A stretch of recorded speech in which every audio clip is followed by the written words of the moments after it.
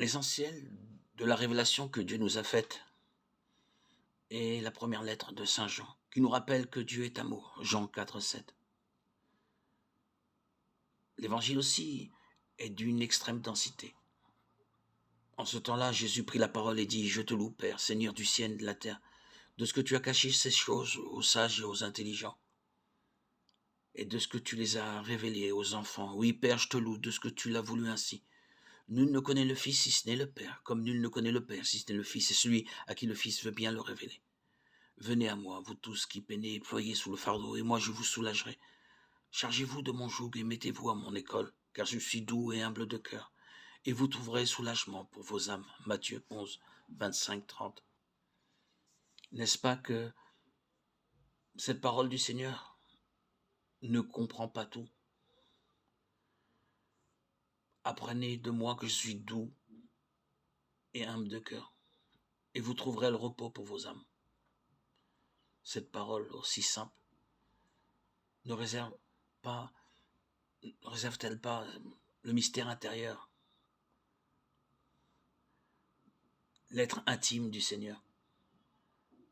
Cette parole nous montre que le cœur de Jésus est un cœur filial et fraternel, reposant lui-même sur le sein du Père. Jésus est en effet d'abord l'enfant par excellence, le tout petit, qui s'émerveille devant l'amour de Dieu pour lui. Nul ne connaît le Fils si ce n'est le Père.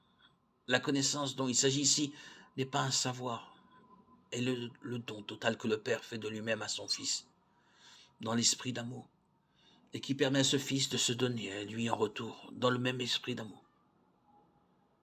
Ce cœur filial du Christ est en même temps un cœur de frère. C'est cette joie et cette paix de l'amour reçu et donné, seul chemin du bonheur en ce monde et en l'autre, que Jésus veut nous faire partager. Dans son cœur, le fardeau de la loi, qui se réduit finalement au double commandement de l'amour de Dieu et du prochain, devient léger, parce que Jésus l'accomplit parfaitement dans son cœur. Ce cœur de chair, promis par les prophètes, dans lequel brûle le feu de l'esprit, qui y grave la loi de l'amour. En lui s'accomplit ainsi parfaitement la nouvelle alliance entre Dieu et les hommes. L'évangile des béatitudes, Matthieu 5, 1, 12. Dans son cœur d'homme s'accomplit la promesse selon laquelle Dieu devait par le don de l'Esprit transformer Israël en son Fils obéissant et par là sauver le monde. Jésus se situe comme Marie du côté des pauvres du Seigneur.